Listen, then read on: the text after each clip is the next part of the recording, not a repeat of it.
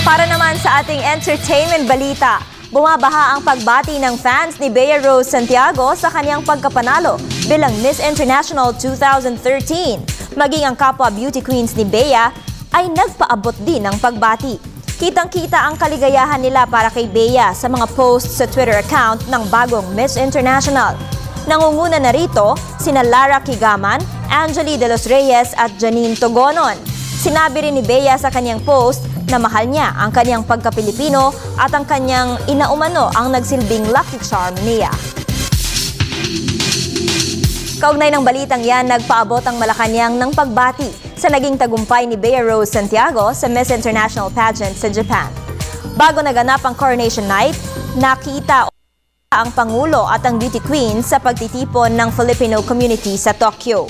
Doon ipinaabot ng Pangulo ang best wishes kay Bea.